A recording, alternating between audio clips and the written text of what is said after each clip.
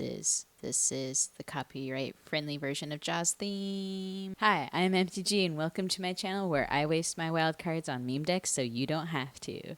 And today's theme is a little different than how it has been in the past, where it's like a celebrity or a movie pun. This theme is Only Finz. And if you don't know that reference, then bless your heart. But without really wanting or needing to explain what this is referencing, let's go check out the deck. See you there in a sec. Alright, welcome to Only Finz. So as the name implies, pretty much it's anything with a fin or sea related. Unfortunately, I didn't have a million wild cards to spend on all like the Beyond Theros or that last Theros set that had a lot of the sea monsters. But I still feel like I was able to get a lot of like the seafood, I don't know, Only Finz type vibe. It was kind of funny because I tried playing like a Simic version with just Tatiova. Sorry if I mispronounced that. But I found I can't play Simic. And I think part of it just has to do with like the removal type that you had, because people kept playing like these huge threats that I would either only be able to counter or bounce back or use a fight spell. But because I didn't have like a lot of stompy creatures till late in the game, it was really hard to use those fight spells that were removal in green to actually kill those other creatures. And I didn't want to put like a ton of things with like death touch in there to like kind of compensate for that, because they weren't really like sea related. So I was like, well, what can I do to fix like the color combo, because I think like I have a tendency to lean into like maybe black a bit too much, and you know, red has a lot of really good removal spells as well. So I was like, well, what still fits the theme a little bit?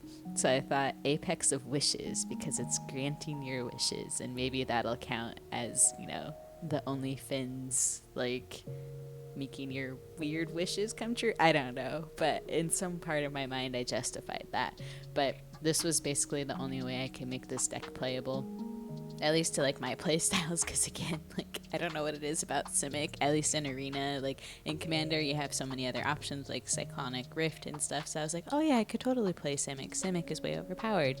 But in Historic Brawl I was just like, I can't figure this out. So I put in the Apex of the Witches to get red, and that fixed things a lot, but then it also gave me like other funny cards that I could add, like Clothis, that I felt like kind of fit the theme too, because again, do I need to explain it? Giant lady in this.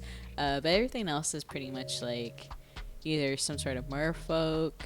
I think I have like the mind flayers in there because they look like octopuses, and like, or octopi, however you say that scientifically.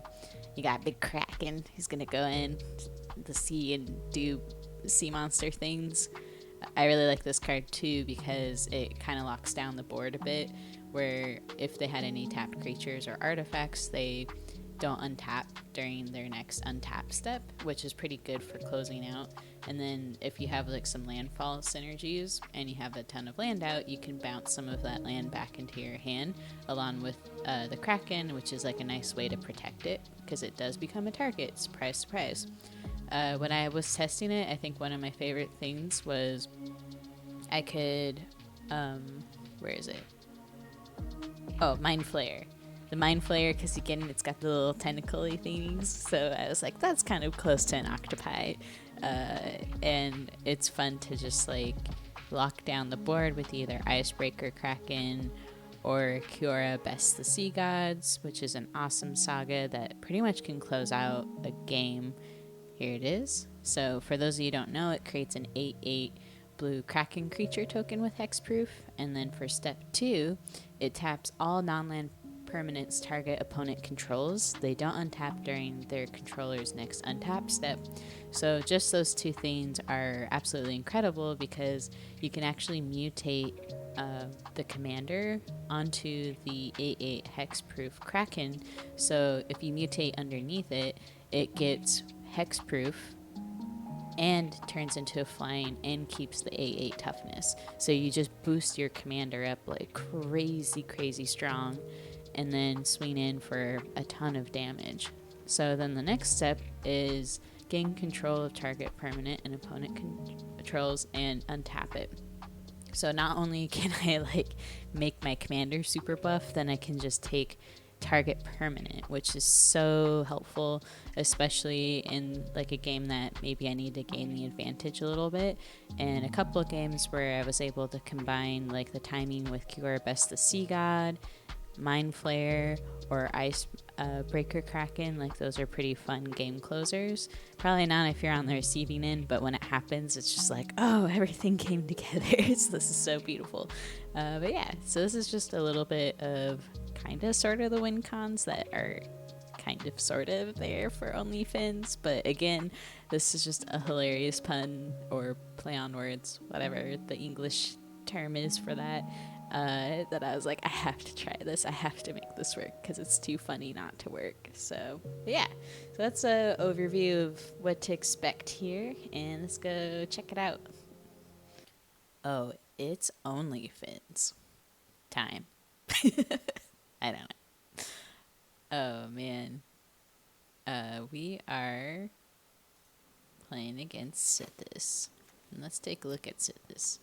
Sithis Harvest Hand is a 2-drop, and whenever you cast an enchantment spell... Oh! Wow, that was rude, Arena. Whenever you cast an enchantment spell, you gain 1 life and draw a card. So, she is a very scary commander, especially just in paper commander stuff, so hopefully we can get a few plays going early on. I do like having Thundering Rebuke, because we can get it down and then probably use some like that removal spell to hit it early. It is only going to turn it into 4, and I don't have a ton of other things. I guess I could use this Destroy enchantment if I got another green. So here I find a little risky just because we don't have a green source. And we could fall pretty far behind because all we really have for our early play is this. So actually, I'm going to try a Molly. And at least we can maybe mana fix a bit more. And we do have Return to Nature here that should be able to target Sithis still. So I think what I'm going to do is keep this hand so we can get these 2 here. Land drops. And then fetch with the Moon Silver Key, probably an Arcane Signet. So we can be more flexible with our mana base. And then hopefully this leaves us up for some more removal. But I think this is just a better hand. Still not the greatest, but I'm also like getting used to playing with more than 2 color type commanders as well, because I'm pretty used to just doing 2, like with the Sithis over here in the color identity, because mana fixing can be very difficult. Let's put this down on red, drop the Moon Silver Key.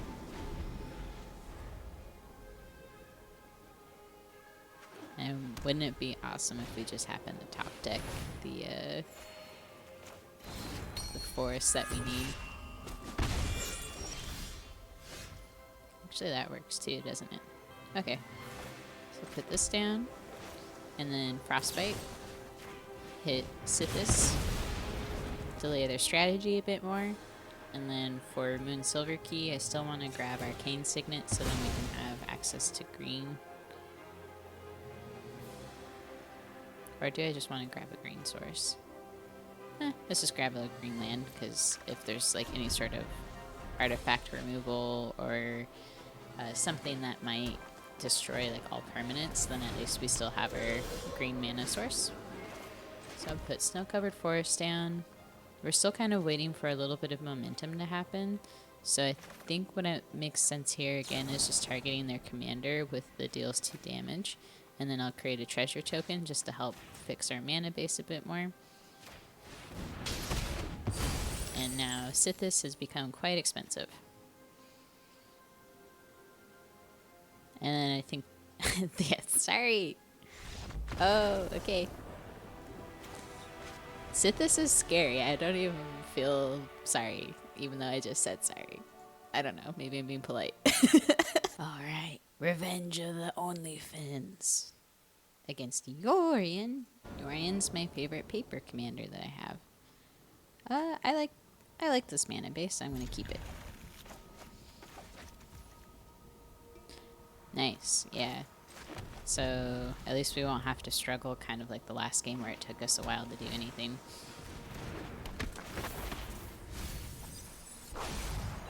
Milling? Overwhelmed Apprentice. That is pretty much my expression all through Collage. Very overwhelmed. Oh, shit. So for those of you who don't know, Yorion, when it enters the battlefield, you can exile any number of non-land permanents you control and then return those to the battlefield on the beginning of the next end step. So this is a really nice card if you're trying to get like extra value. So I'm guessing everything that they have is going to have some sort of ETB effect where they're going to either get like extra card draw or their people are going to do really scary things. Like this one forces me to mill when it enters the battlefield, so just something to anticipate. Like when Yorion is on the battlefield, they're probably only going to bring it when they can have a chance to blink a lot of really scary things. So I'm going to keep that mana on top again, just to kind of help with the mana fixing pieces of this. Curious, Hollowed Fountain untapped, so they must not be super worried at least. I wonder how many like counter spell magic pieces they have. I know for my paper deck, a lot of it is kind of locking down the board a bit as far as making sure like artifacts can't tap, because there's like stuff with like detain effects. There's things that give me lots of extra card draw. There's a few more limited options in, I think, Arena. So I'm curious like what their kind of whole synergy is in Historic Brawl. And the reason why I decided to foretell is that it's going to be cheaper, and then I'll cast this probably on the end step of their next turn, and then it still leaves mana open for shock. So scry, don't necessarily need another land. Creatures or something would be nice. Okay. So I'm holding on to this in case they put something down that I want to remove more. And then I'll wait until they attack, and then I'll just shock it. Because we do have a Dragonfire spell too to kind of help us buy more time. Chromatic Lantern. Okay. Let's put a stop here on their instep just in case. And boop. I'll remove that instep or stopper. Boop. And do I want to be a bully and destroy their Chromatic Lantern? I think so, but I might wait on their end step to do that. So let's scry. I do like negate, so I'll keep that on top. And then on their end step, I'll just wait to see what they drop, because there could be something more scary. Or maybe I shouldn't have, because they can actually tap that, right? Yeah. So I'm going to destroy that now. I don't really think it's going to matter too much, because they'll have mana geo to still be able to play Orion, but they're not really trying to blink anything right now, so I think I do have a little bit more time. And I'm going to wait on their end step also to cast Behold Multiverse, so I can get some more card draw, fill this really sad hand up.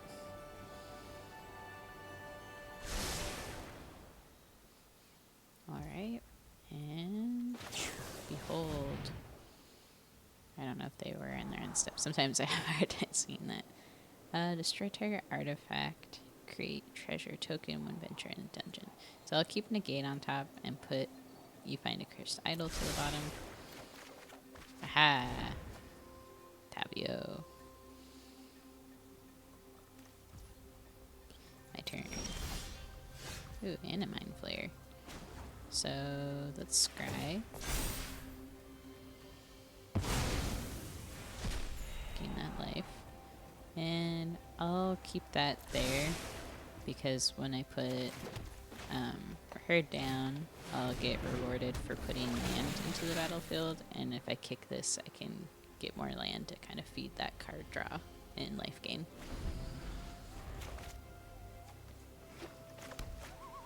And two, I kind of want to steal their commander. Yeah, so I also have that in my paper magic commander deck, teleportation circle. So what's really interesting too about blinking Yorion with it is Yorion blinks any permanent when it goes into the battlefield, but if you blink Yorion after it's on the battlefield and it blinks like these other permanents again, they will come back on my end step. So it's kind of like a good way to keep stuff protected too, because let's say I wanted to like remove teleportation circle, well, I'll have to wait until they're like my end step basically to have like the ability to target those again. I don't know if I explained that very well, but it's pretty sweet.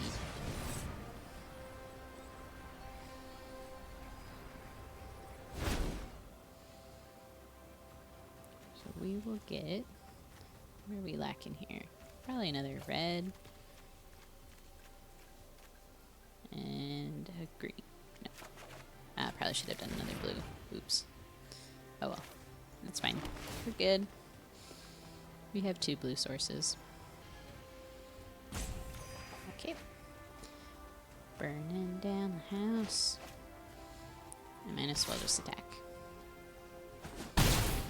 Sweet. Battle of the control mages.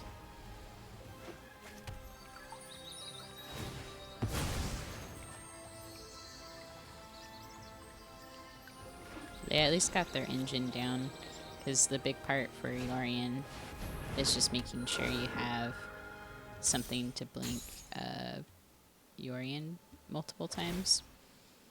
So when this enters the battlefield, creature and opponent tap target creature and opponent controls. The creature doesn't untap during its controller's next untap step for as long as you control Dungeon Geist. So they can just keep blinking this too to lock down any sort of scary threats I have. Which might be a fun target to Mind Flare.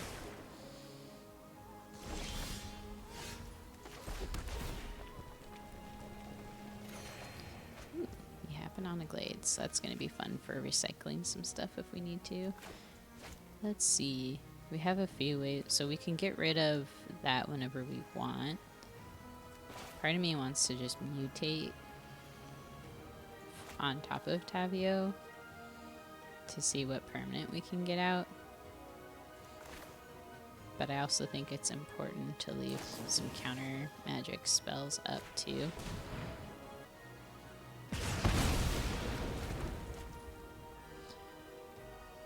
And I guess I could still, right? The mutate is 6. How much mana? Oh, we got 5 up. Yeah, I'll just leave Voracious Shark or negate mana open.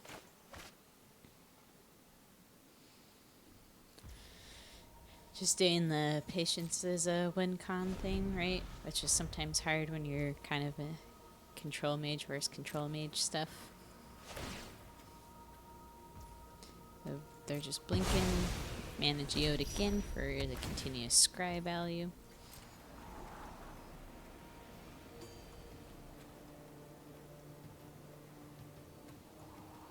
That's a cool way too to get some extra value from a mana rock.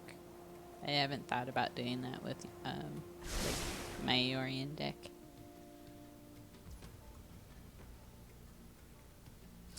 Tis my turn. Okay. Another counter spell. Sick.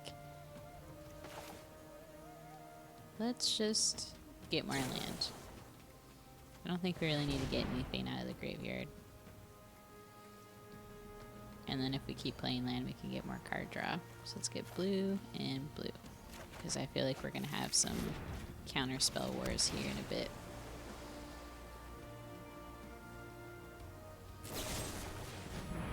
Let's negate that because we want to keep her alive.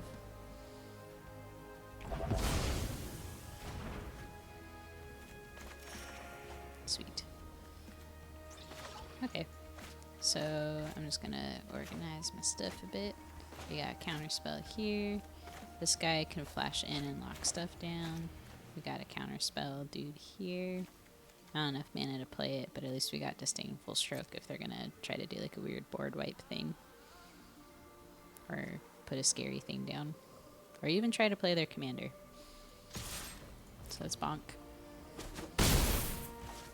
And wait. And the nice thing about this card is if I play it on their turn, it taps both the Dragon Turtle and whatever creature that I tap down with it.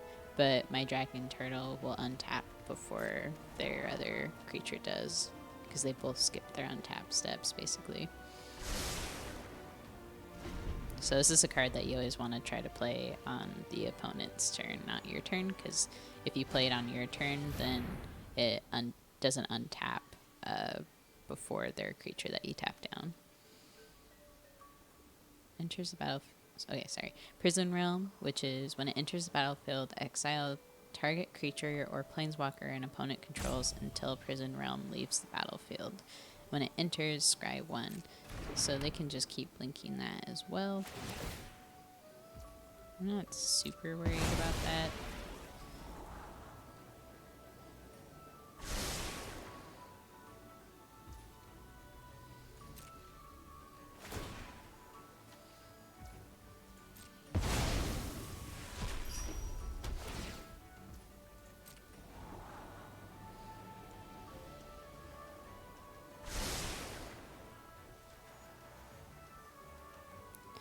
It is nice that they can keep just getting that scry value over and over again. Alright.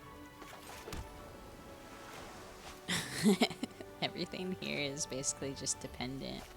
Like this is something that would kill their Yorion. We have counter magic. We have stuff to steal their stuff with. Yeah.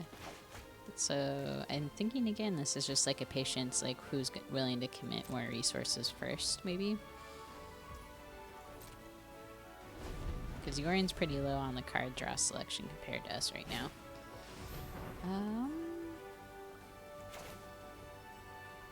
Yeah, let's do this. I don't want them to have card draw, so that we can try denying their resources. And then Apex will have something to mutate on.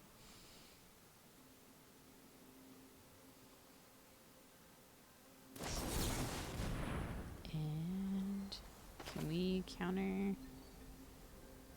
What does this do?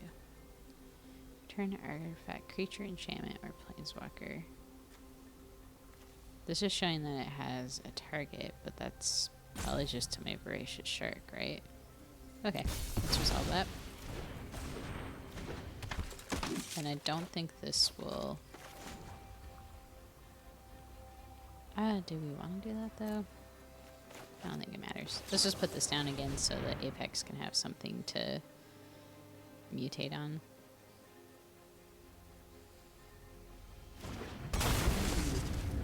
Oh, actually, I could have just stolen it from them. So we did force the counter spell out of them. But also, I like having this Dragon Turtle down again so we can have another target to mutate onto. In case, like, Mind Flayer gets destroyed, because it would be a target. And we forced them to use their counter spell earlier.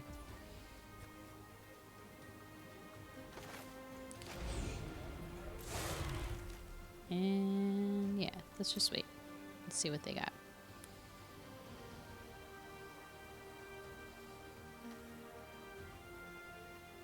This can target an enchantment too. But I don't want to put that back in their hands because they could steal other scary stuff. So I'm fine with my Merfolk Druid being under Prison Realm. And then let's counter that. Again, Dream Trawler will give them card draw. And we did it! We won! We out-countered them. It's the Only Finz time. We're here for the Only Finz. It's gonna be be my theme show. Theme song for the theme show? I don't know. What are words anymore? Okay. There's some early plays here. Why not? For science. Okay. So we got our little merfolk robber. We got our chunky spider shark? I don't know what it's supposed to be. But it gets really big whenever, whenever a creature enters the battlefield under your control. If it had greater power, then it gets a +1/+1 counter. So it can grow. Let's put, let's put you down. And then we'll get Merfolk Wind Robber out. You might remember this from the painful days of Rogue Mill. It was a tough time, especially with Lurrus. So, might be a little bad to have a mill card for Lurrus, because then they might get something that they want. No one ever said we were here for strategy, just for memes. Bam. So they get a Shadow Sphere. That's pretty good. Dread Horde Invasion. And we got Boseiju, which is such a beautiful new card. Which, I know they can get that back with Lurrus, but, you know, at least it delays a turn of them getting stupid zombie tokens.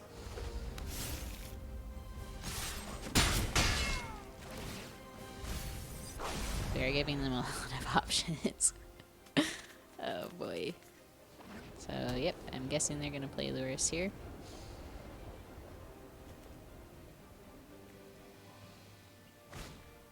Oh, never mind. Hopefully we can get something else, like either counter, removal, something just to, I don't know, give this hand a bit more gas, because it's a bit lacking.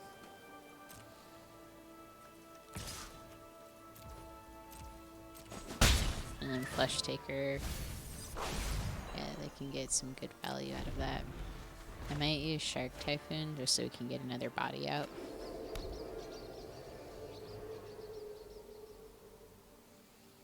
But yeah, definitely milling a Lurrus deck is not good. Mayhaps I shouldn't have played Merfolk Windwalk Robber. I had this in like a different Lurrus deck that I made back in the day when Lurrus was in Standard. It was like a Rakdos Lurrus one. That's good. Gives them protection. If you sacrifice it, can give another creature protection from a color type.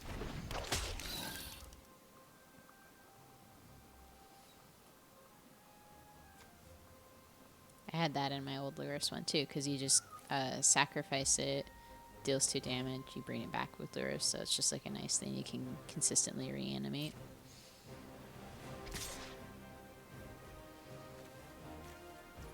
I don't really care about the 2 damage right now, so I'm not going to block it. I'm so used to the standard version of Hullbreaker Horror, where it can't be countered. So I have to try to keep in mind that they broke this broken card. Or I should say change this broken card. Balanced?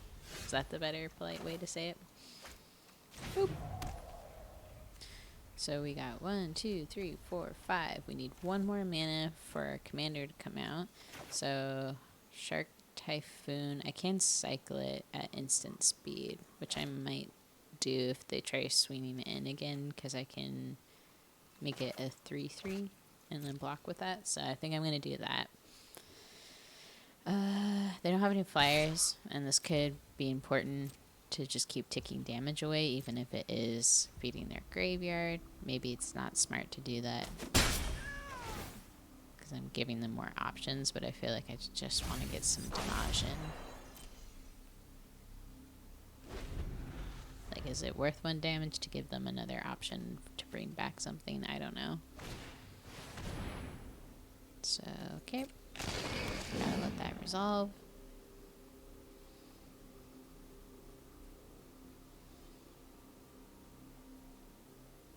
Lurrus is such a tricky commander.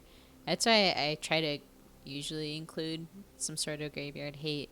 And I know I have a couple of things, like Colossus is good at target like exile cards, and it also does damage. And then I have like the Soul Guide or some other lantern that does also exile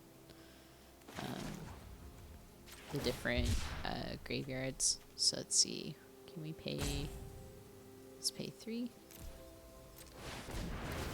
So now we got a 3/3 blocker. And just a nice body, and it'll buff up our shark. And this is, I believe, to opponent. Okay, so they can't use it to remove a creature. Ooh, more mana. What do we at now? I think we can now mutate maybe over a Shamble Shark, so then that way the commander can grow. I am suspicious if I block. I don't think they can do anything at instant speed, right? Those are all enchantment auras. And I'm guessing they don't care if it dies. They could have something else in their hand that'll save it, so I'm just going to do no blocks. I feel like there's something tricky up their sleeve. They did only have colorless mana left, but I just don't want to risk it right now. And we can always bounce stuff back too later. So I'm going to put over Shamble Shark. Again, when I put like Hullbreaker Horror, it'll get the commander stronger.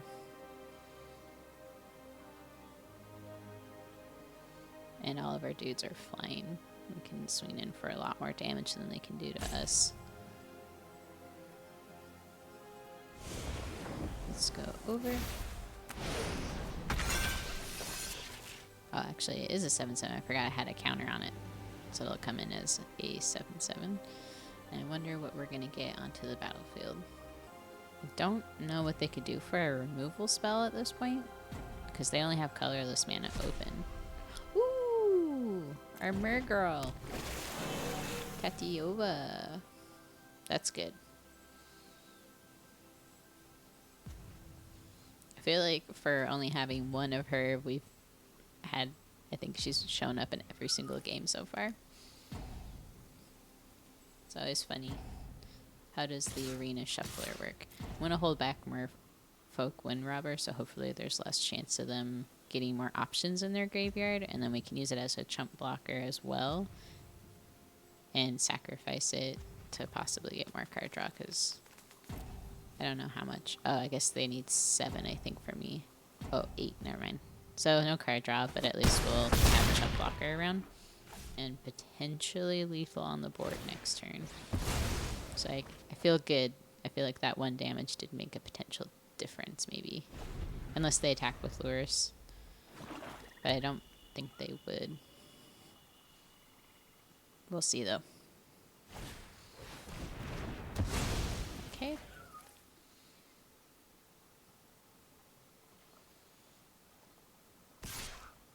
Well, they are. Yeah, they have to, because they need that. What do I need? So, let's see. 10, 11. They'll have 12 left. I think I'll be safe. I just let that resolve. Okay. Not resolve it if I don't block it. Okay.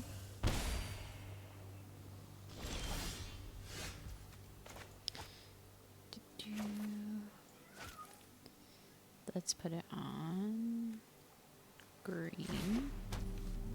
Now, what do we want more? I think this, right? Because that way we don't have any cards we own in exile, though. That would make sense if we still had our commander in the command zone. So maybe Hullbreaker Horror. And it could bait out any other removal they might have.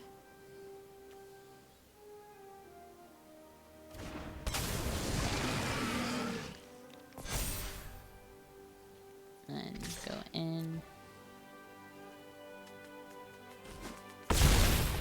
Okay. And then for reals, we'll leave up the Merfolk. for blocking. I don't know why I didn't block last turn with it. I don't know if they will swing in with Lurrus because it will die if it goes after Hullbreaker Horror.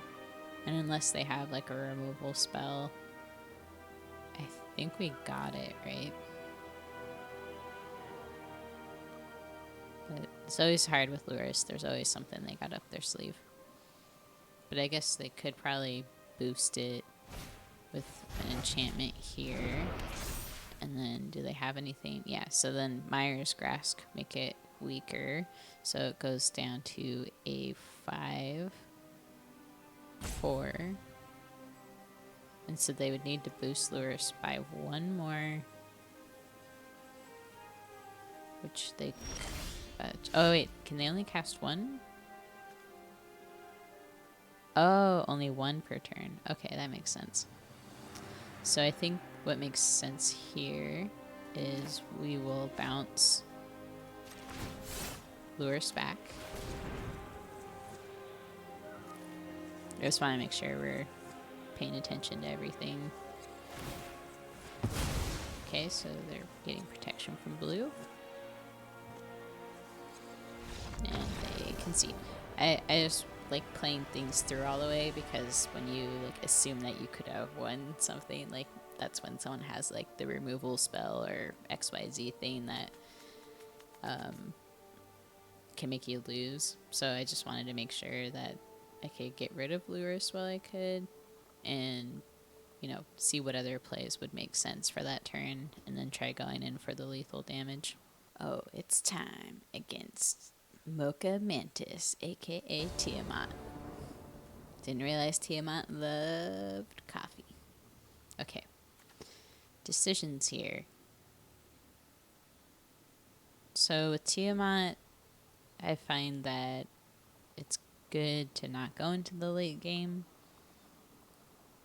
But we kind of have to, I think, just because a lot of our bigger creatures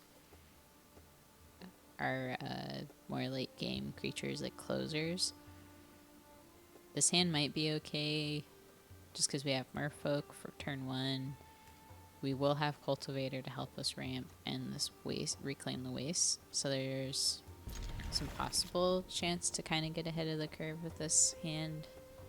And then we also have Field of Ruin to potentially get rid of any scary lands that they could be playing.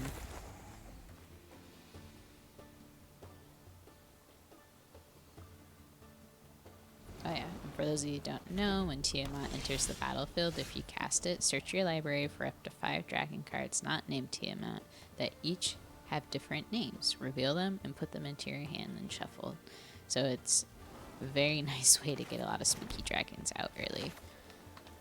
I'm going to search for a blue, because we have double blue mana types that are needed. Swing in for 1. Hit one of their lands, feels good. And they didn't like my robber. Apparently it robbed too many of their resources. Goodbye, friend. I appreciated you. We'll tutor up an Arcane Signet. Oh, there we are. I'm so used to grabbing like Soul Ring because again, like Paper Commander, and I'm like, oh yeah, grab a Soul Ring with this Moonsilver key.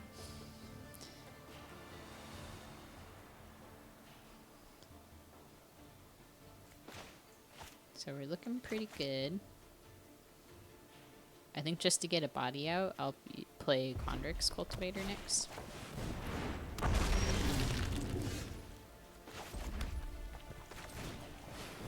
And their Dragon Egg, it's just when it dies, you get a token, right?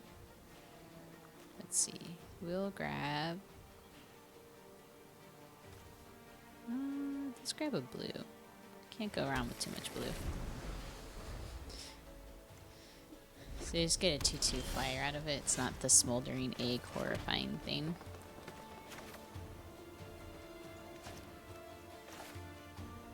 Let's see, we got 1, 2, 3, 4, 5, 6. Let's get a little aggro here. Get our commander out. Let's see what we can spend to win with. Okay. We'll get some card draw from that. Shark Typhoon, nice. Actually, we'll be able to play that on like the enchantment side of things too. Right? 1, 2, 3, 4, 5, 6. Yep. So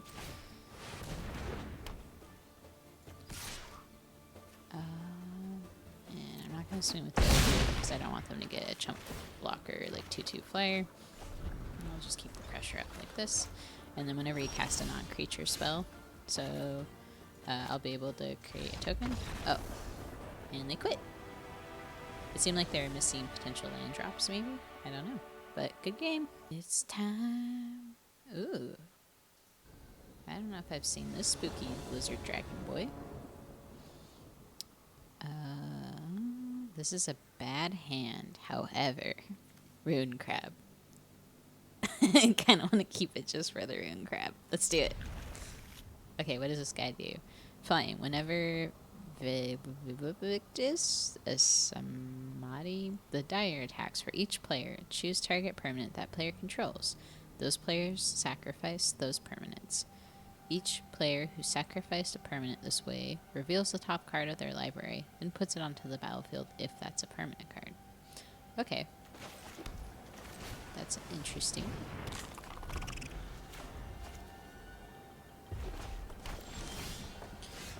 And then Evolving Wild, because it's annoying. And we'll activate it for green, so then we can grab Reclaim the Waste next turn to make sure that we're hitting our land drops. And oh my god, we hit some good stuff there. We hit their Cultivator Colossus, a Skewed Swarm, and it looks like a tutor. Yeah, we got some good stuff from that mill. And I'll put down Lantern of the Lost to send a message that we understand Graveyard Hate. I'm gonna hit Skewed Swarm just because of the shenanigans, in case they can get it back out. I will drop a Snow-Covered Mountain, and then just play the Reclaim the Waste. And we're gonna grab probably another blue, or maybe red, because we do have a card that requires 2 red. So, yep, we'll just pass turn. And then, I'm trying to think what makes the most sense next out of this. Just hold up mana, possibly. So, we'll do Snow-Covered Mountain. We'll do some more. And so we got 2 options here. We could try mutating. There's nothing to bounce back, so I'd rather hold on to that until they got more of a spooky threat. And then we can keep more mana up for possible removal or counter or emergency Graveyard Hate. So let's just hang back and see.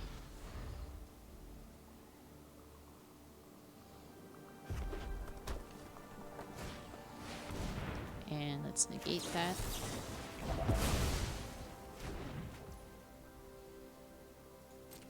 And see what else we can do. Okay.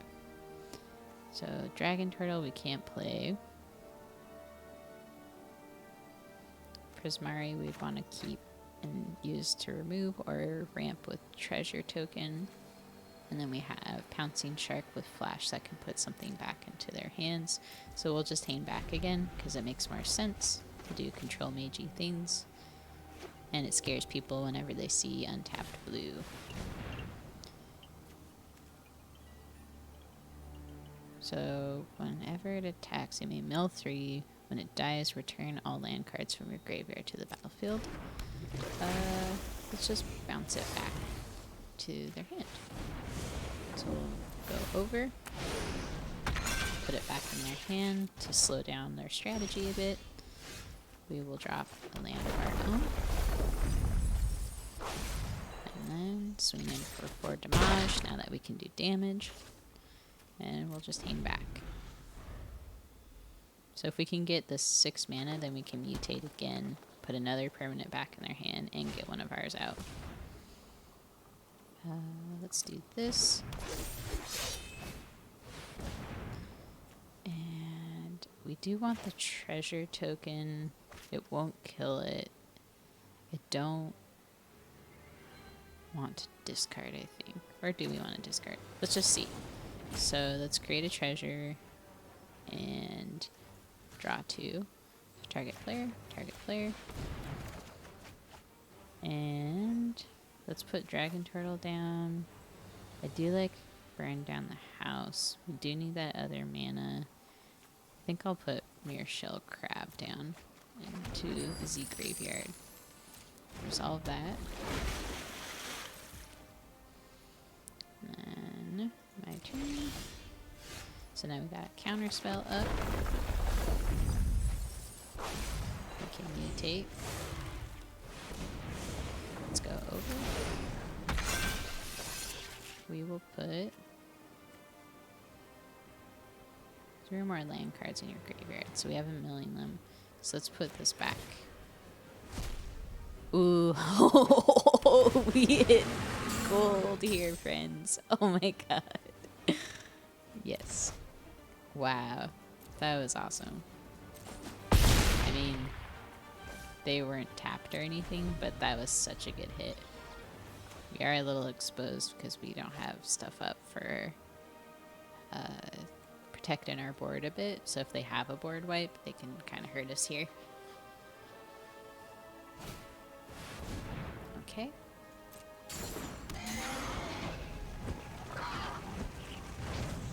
And then, because that thing's all about like using sack fodder, I think, is on your upkeep. Whenever it attacks. So this is what's going to be fun, right? Is we can put stuff down for 3 devil creature tokens, and then when it forces us to sack creatures, it's going to just do damage to them.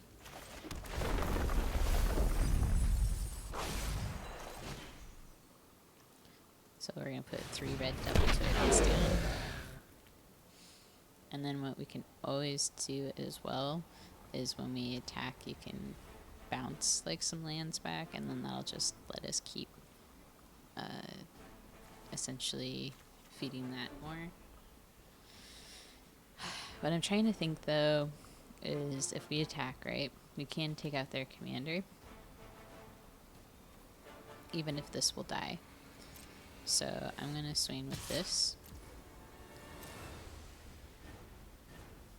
and I wonder if they're gonna double block it.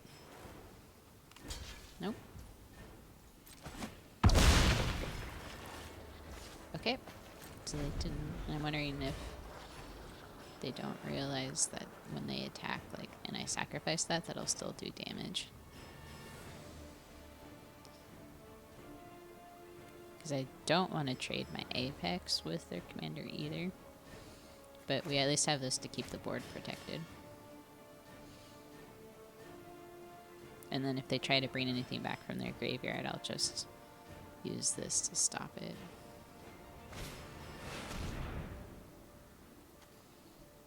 So yeah, it didn't say please. Protected us a bit. Oh, and we milled their other board wipe in here. Look at this. They hit their meat. We hit their meat hook massacre. And GG's. Well, I hope you had fun watching Only Finz and the complete shenanigans that was that deck. Apex of Wishes is a pretty fun card, and I'm kind of tempted now to make like a paper deck around it because that mutate ability is so freaking sweet. But yeah, I had a lot of fun playing with this, especially like the fine-tuning aspect of like this deck throughout the week. I was like kind of sweating it a little bit, just again trying to figure out a playstyle that would work and function out in the wild and still kind of stick to the theme a bit more. I think it's a pretty solid deck overall because there are a lot of answers. Again, it's like if you like playing Control, then that's a good deck to try out because again, like you have a lot of options to remove stuff through like red spells that do damage or you know, counter magic. And it is a little funny too because I think I only have like 2 creatures that mill and like that counter spell that didn't say plays that also mills. And it is interesting to see how much just like a sprinkle of mill can really disrupt people's strategies, because they either can start missing land drops or maybe a critical like board removal piece is removed. So I had a fun like couple of shenanigans in there that might tilt some people, but I think we're, you know, small enough on the scale, like it wasn't all in on the mill strategy. But then also the, like, if you can pull off the mills like win by milling like 100 cards, I kind of feel like that person deserves like that win at the end of it. But again, like it can also be used as a bit of a disruptive strategy, and like Rune Crab is just a really fun card to play. I know that makes me a monster, but other than that, like I think we had some fun games going, and the deck, again, a lot of interesting different ways that you can try to win, either through like a control battle, or maybe you just get lucky and you get those bigger like sea monster creatures out. It is not good at winning like early game stuff, just because, as you can see, we have to mana fix a bit more and then find your answers later in the game as far as like getting your bigger creatures. So removing the early threats and then building up a board state, making sure you're mana fixing, and then that's when you can start dropping the bigger threats. So yeah, and then I guess if you have any movie ideas or shows or a pun that you would like to see me build a deck around, like feel free to drop that into the comments. And then I don't like doing the like and describe like ask, but if you feel any sort of inclination to support the channel, like please drop a little like for me. And if you still enjoy watching stuff, possibly subscribe. I don't know. I guess I feel awkward. I feel like I'm asking a stranger for favors, but there we go. I hope you had fun watching this, and see you in the next one. Have a good one.